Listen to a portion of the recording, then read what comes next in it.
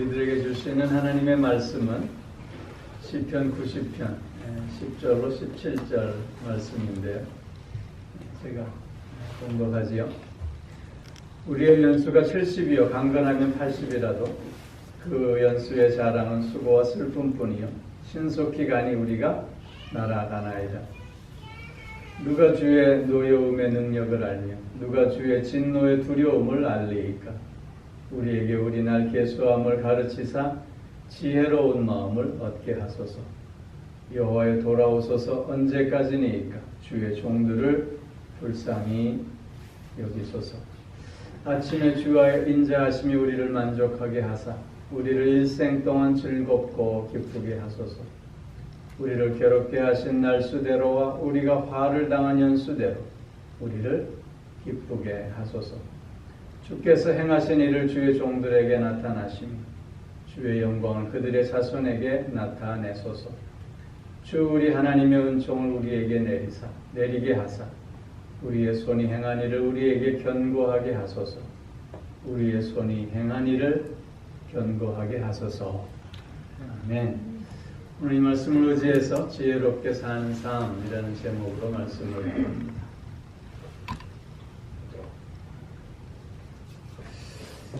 여러분은 유식한 사람이다 라는 말을 듣고 싶으십니까? 아니면 지혜로운 사람이다 라는 말을 듣고 싶으십니까? 둘 다요? 유식하다고 하는 사람도 어리석을 수 있고요. 가방끈이 짧아 배운 게 없다고 하는 사람도 지혜로울 수 있습니다.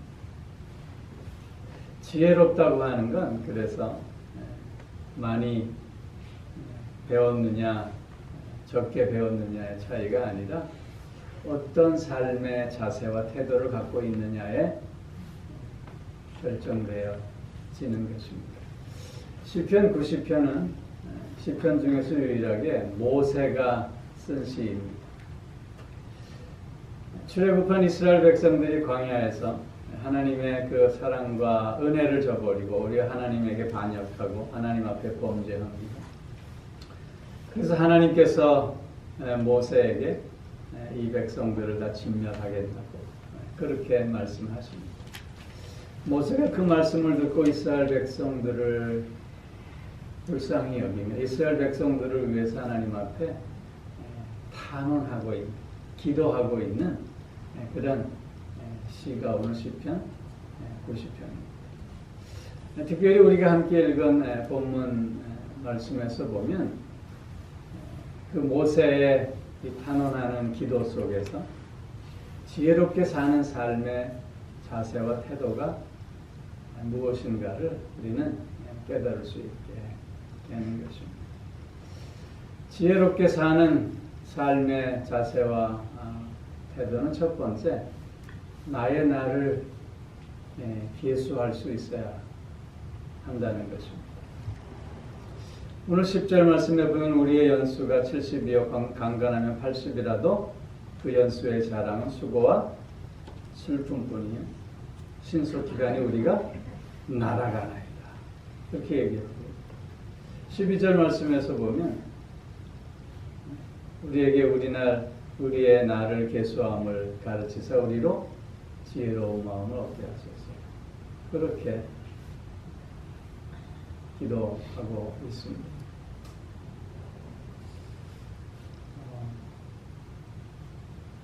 내가 앞으로 며칠 살 날이 며칠 남았나 그가 알 수 있는 분이 있습니까?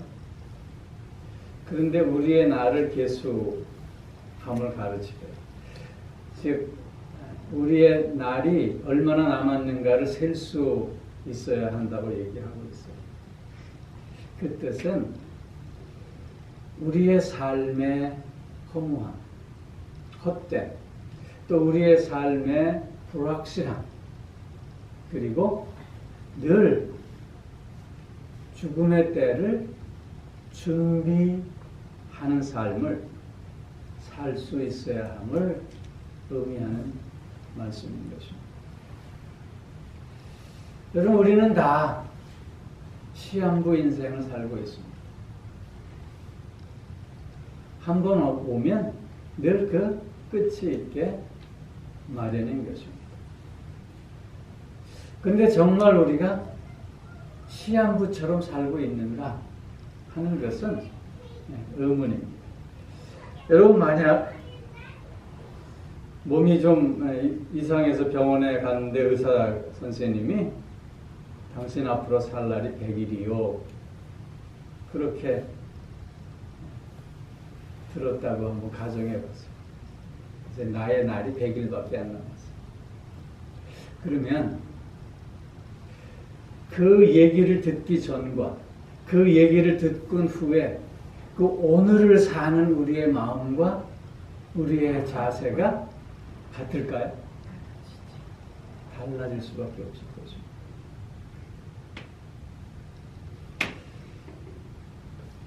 왜냐하면 며칠 안 남았다고 늘 생각하기 때문입니다. 며칠 남지 않은 삶, 그 며칠 남지 않은 삶을 이제 사는데 아직 많이 남았다고 무의식적으로 생각하면서 살았던 그 삶과는 같을 수가 없는 것이죠. 우리의 날 계수함을 우리가 알아야 된다라고 하는 의미가 바로 이런 의미인 것입니다. 며칠 남지 않은 삶을 우리가 사는데 세상의 부귀와 영화를 위해서 투쟁하는 삶을 계속해서 살 수 있을까요? 우리가 살아야 할 삶이 얼마 남지 않았는데 지금 나에게 있는 그 슬픔과 그 고통, 그 고난 속에서 원망과 불평함으로 그 시간들을 채워 갈 수 있을까요? 하나님 앞에 설 날이 며칠 남지 않았는데 그럼에도 불구하고 나의 뜻과 나의 욕심을 채우기 위해서 하나님 앞에 불순종하는 삶을 계속해서 살 수 있을까요?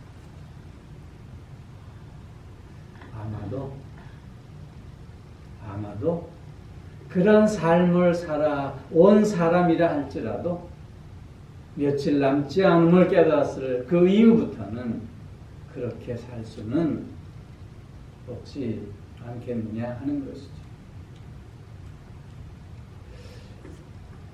우리의 나를 셀 수 있는 삶을 우리가 산다고 하는 것은 그렇기에 나에게 주어진 오늘이라고 하는 이 시간을 성실과 진실함으로 살 수 있어야 함을 우리에게 교훈해 주고 있는 말씀인 것입니다.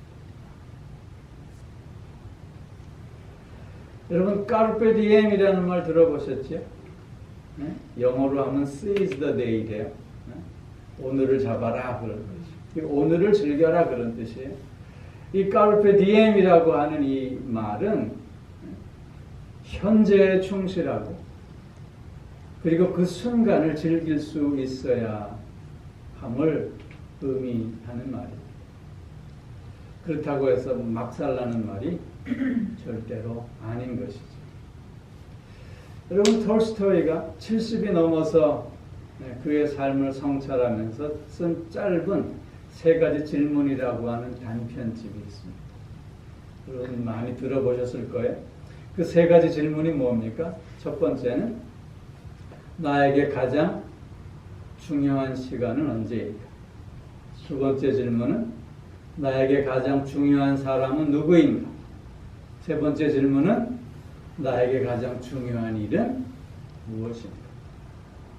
그 답이 뭐지요? 답 아시죠? 응? 지금 나에게 가장 중요한 시간은 지금, 오늘이고 지금 나에게 가장 중요한 사람은 지금 내가 만나는 그 사람이고 지금 오늘 나에게 가장 소중한 일은 내 곁에 있는 사람에게 선을 행하는 그 일. 톨스토이는 이렇게 결론을 맺고 있어요. 우리는 이것을 위해서 세상에 온 자들이다. 그러므로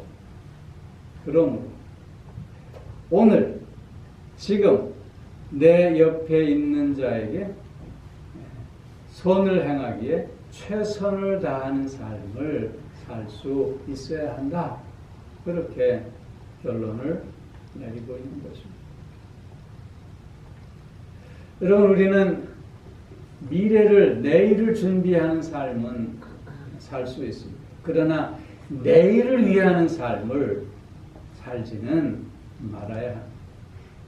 내일을 위해서 오늘을 희생하는 삶을 살 수는 없다고 하는 것입니다.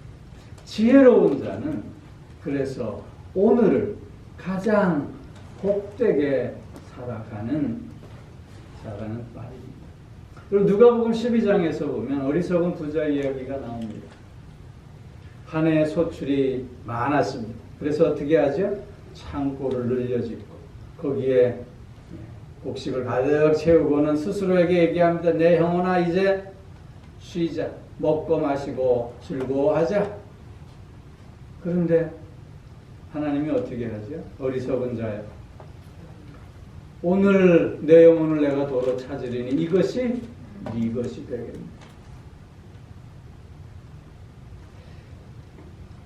오늘을 하나님 앞에 성실과 진실함으로 살아내지 못한다면 그것은 어리석은 삶이 될 수밖에 없음을 우리에게 교훈하고 있는 것입니다.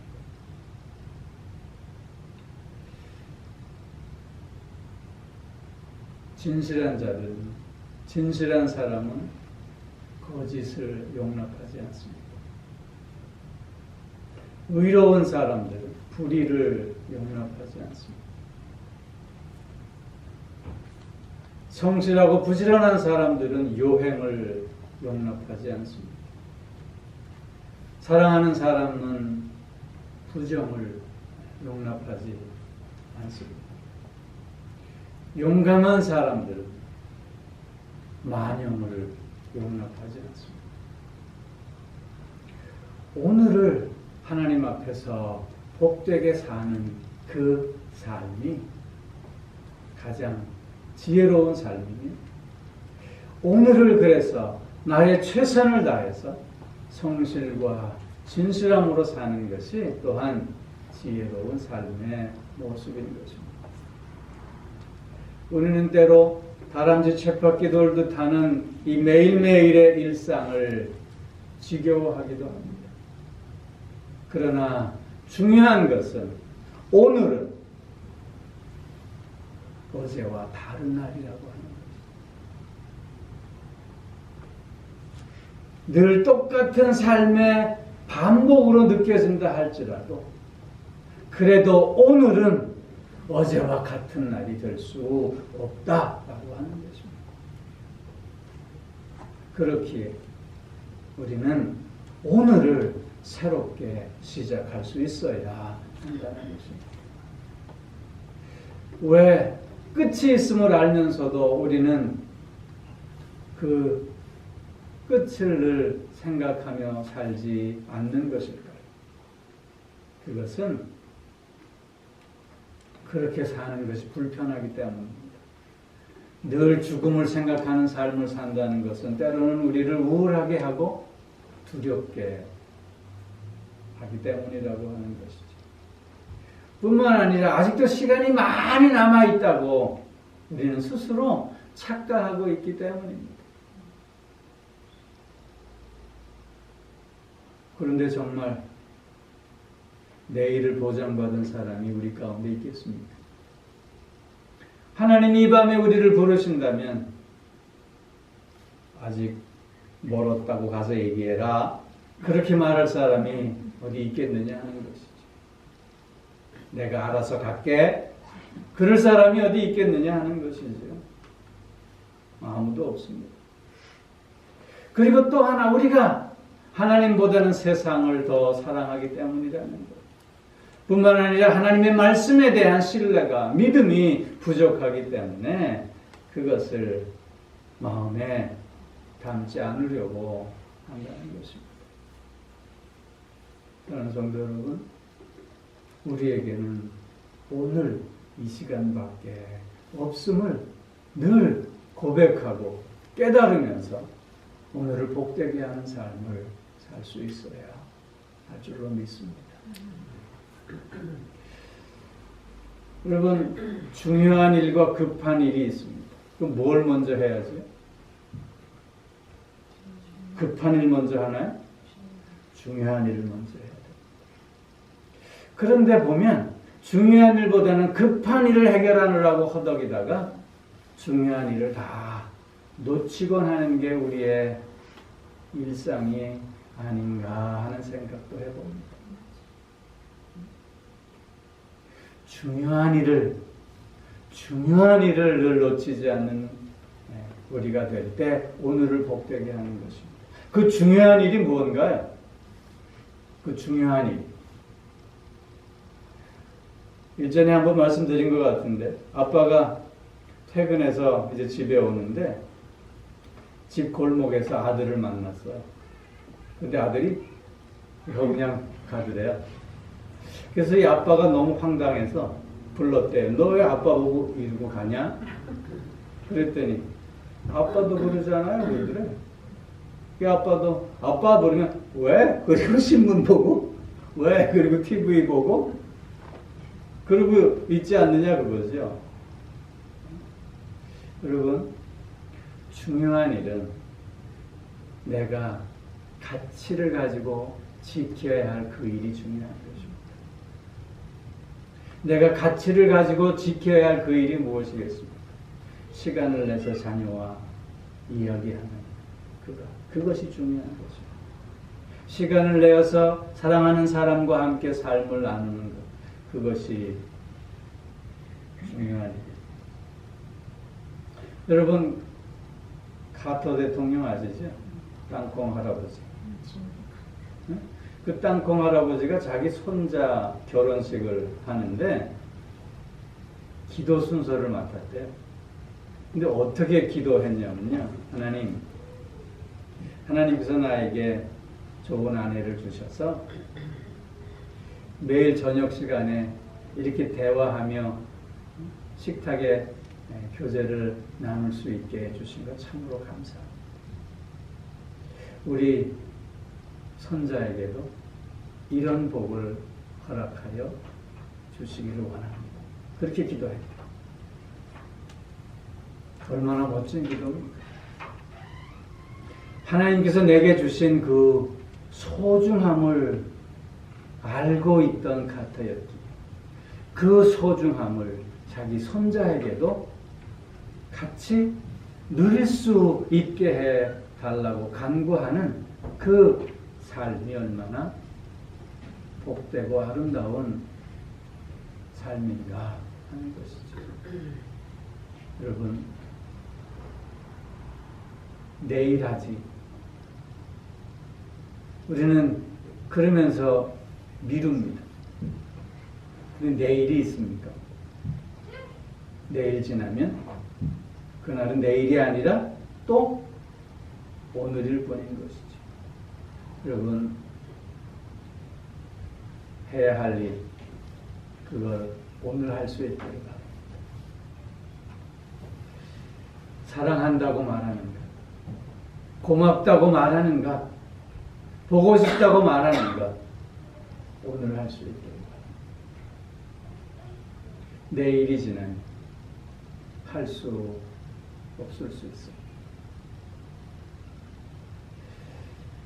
하나님 앞에 서야 할 그 순간이 늘 있음을 기억하고 살아갈 때 우리는 오늘을 복되게 할 수 있고 오늘을 하나님 앞에 감사하며 살아갈 수 있게 되는 것입니다.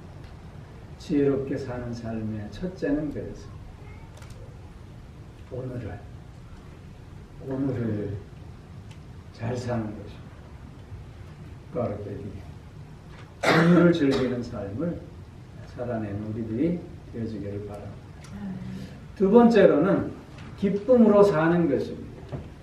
오늘 본문 14절 15절 말씀에 보면 아침에 주의 인자하심이 우리를 만족하게 하사 우리를 일생 동안 즐겁고 기쁘게 하소서. 우리를 괴롭게 하신 날수대로와 우리가 화를 당한 연수대로 우리를 기쁘게 하소서. 기쁨을 간구하고 있습니다.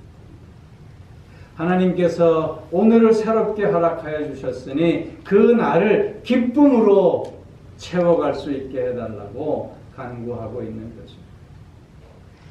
지혜로운 삶의 자세와 태도는 그래서 기쁨으로 하루를 시작하겠다고 늘 결단하는 것입니다.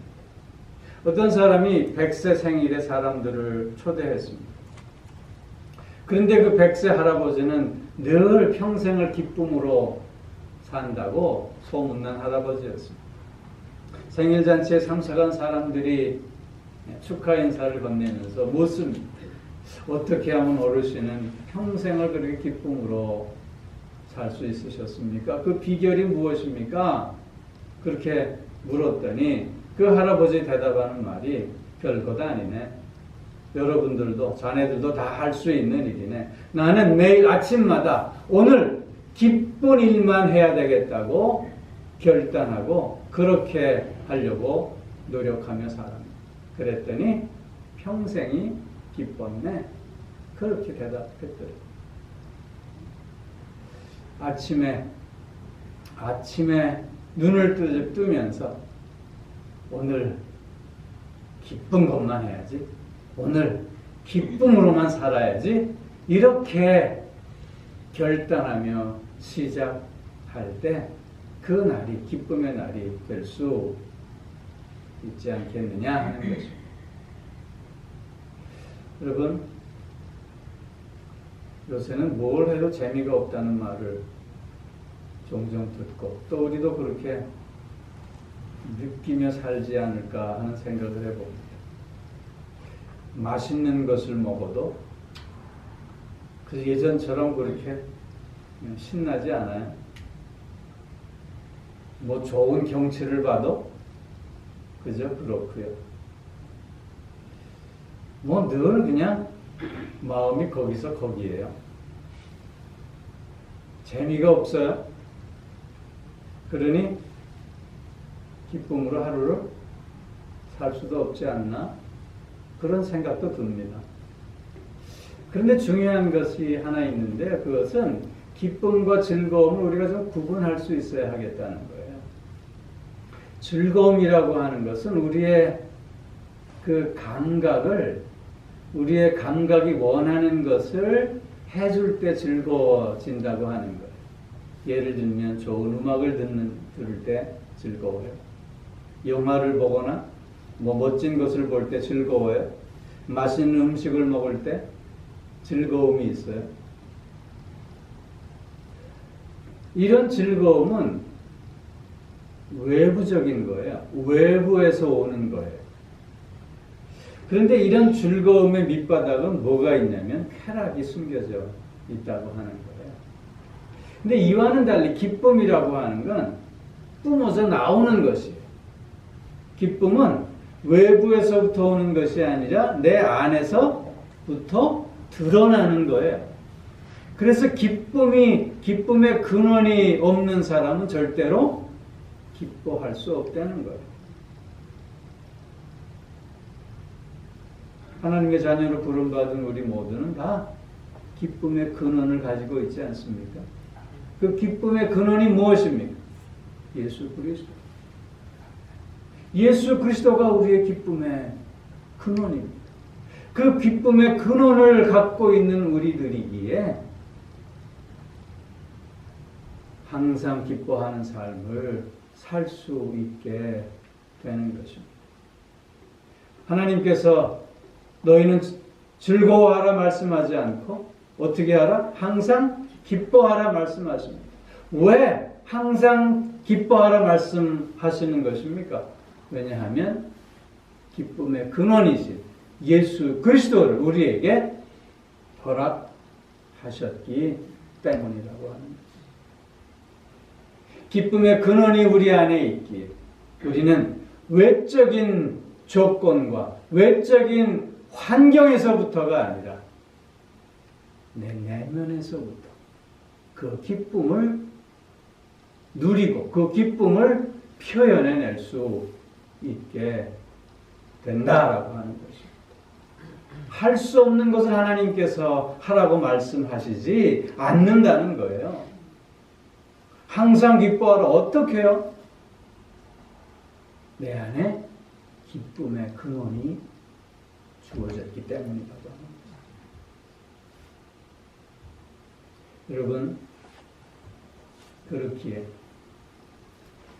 우리는 기뻐하는 삶을 살아내는 자들입니다. 마음속에 답답함이 있을 때 그래서 다시 한번 주님을 바라볼 수 있어요. 마음속에 불평과 원망이 있을 때 다시 한번 구원의 기쁨과 감격을 회복해낼 수 있어야 한다는 것입니다.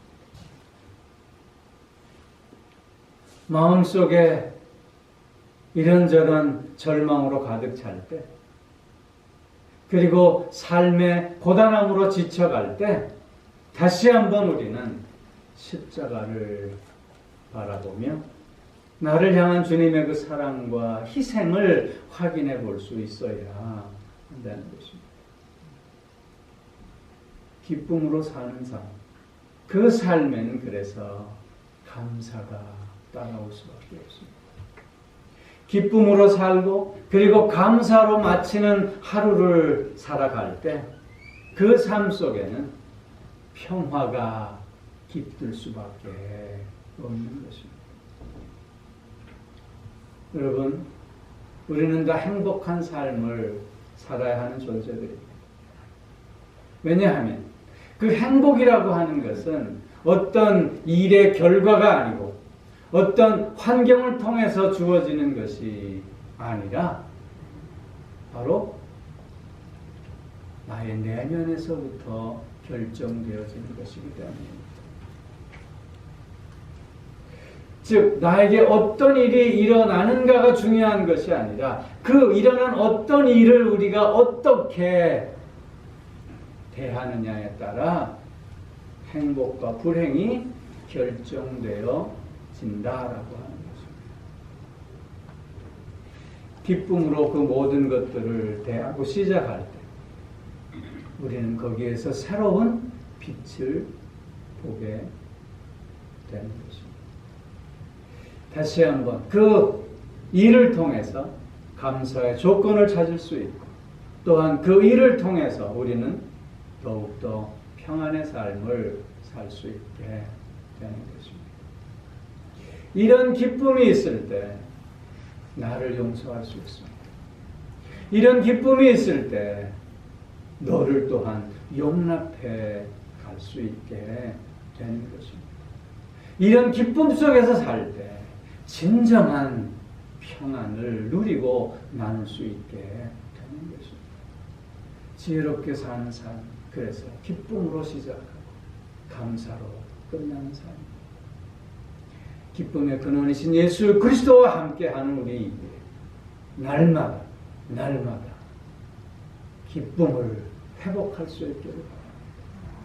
아침마다 기쁨을 결단할 수 있기를 바랍니다. 여러분, 눈을 아침에 뜰 때 그리고 뜨자마자 무엇을 결단해야 할까요?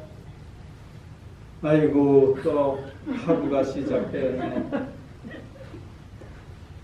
이렇게 시작할 것이 아니다. 하나님, 이 아침에 나에게 새롭게 은혜를 더하셔서 기쁨을 다시 한번 회복하게 하시니 오늘도 기쁨으로 시작합니다. 그리고 기쁨으로 모든 일들을 감당하겠습니다. 그렇게 결단하고 기도하며 시작하는 하루가 꼭 되어질 수 있기를 주의 이름으로 축원합니다. 한 가지를 더 말씀드리면 지혜로운 삶의 자세와 태도는 헛수고하는 삶이 되지 않아야 돼요. 오늘 여기 16절, 17절에서 보면 가장 강조하는 게 뭡니까? 주께서 행하신 일을 주의 종들에게 나타나시며 주의 영광을 그들의 자손에게 나타내소서. 주 우리 하나님의 은총 우리 손이 행한 일을 견고하게 하소서. 견고하게 하다라고 하는 건 헛수고하지 않게 해달라는 거예요. 헛수고하지 않게 해달라. 여러분 노년에 잘 지금까지 살아온 삶을 이렇게 돌아보면서 참 잘 살았다 그렇게 스스로를 얘기할 수 있다면 아마 괜찮은 삶이었을 것입니다. 그런데 이거 헛살았네. 그렇게 마음에 해한이 든다면 조금 부족하지 않을까 생각해 봅니다. 왜 그랬을까요? 왜 공든탑이 무너지는 삶을 살았을까요? 그것은 반석 위에 집을 짓지 않고 모래 위에 집을 지었기 때문입니다. 반석 위에 집을 짓는다고 하는 것은 오늘 여기 있는 것처럼 주의 영광이 드러나는 삶, 하나님의 은총이 가득한 삶을 사는 것을 의미합니다. 특별히 여기 하나님의 은총은 하나님의 아름다움을 얘기합니다. 하나님의 아름다움, 그것은 주님의 그 자비로움과 온유하심, 그 선하심, 그 주님의 온유하시고 자비로우시고 그 선하심으로 우리의 삶을 채워가야 합니다. 뿐만 아니라 그 주님의 진실하심, 주님의 거룩하심, 그 주님의 의로우심으로 우리의 삶을 채워갈 수 있어야 하는 것입니다. 결코 나의 욕심이나 나의 영화를 위한 삶이 아니라 오직 주의 영광을 위한 삶이 되어져야 한다는 것입니다. 하나님의 영광을 위하는 삶을 살아갈 때, 즉 하나님의 아름다움으로 우리의 삶을 채워나갈 때만이 그 삶이 견고해지는 삶, 헛되지 않는 삶을 살게 된다라고 하는 것입니다. 그러는 성도 여러분, 지금까지 내가 어떤 삶을 살아왔는가는 이제 중요하지 않습니다. 앞으로가 중요합니다. 오늘이 중요합니다. 오늘 내가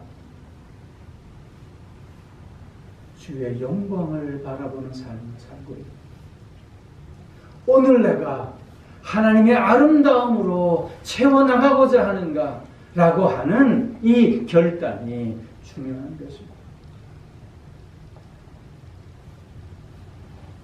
헛된 삶이 아니라 헛수고하는 삶이 아니라 견고한 삶을 살아가는 우리들이 꼭 되어져야 할 줄로 믿습니다.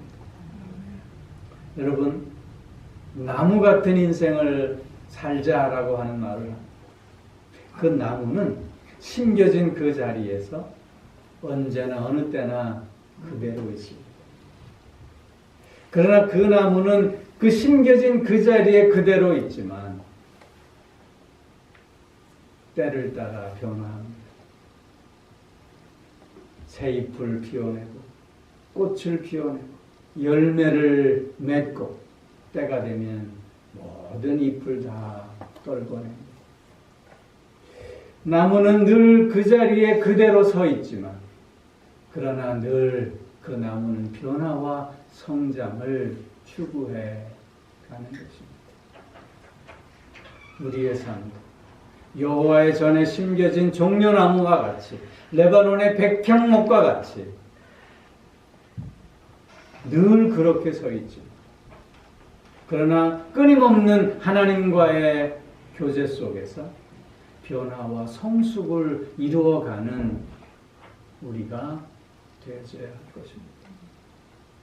그런 삶이 바로 견고한 삶입니다. 그런 삶이 헛수고하지 않는 삶이 되는 것입니다.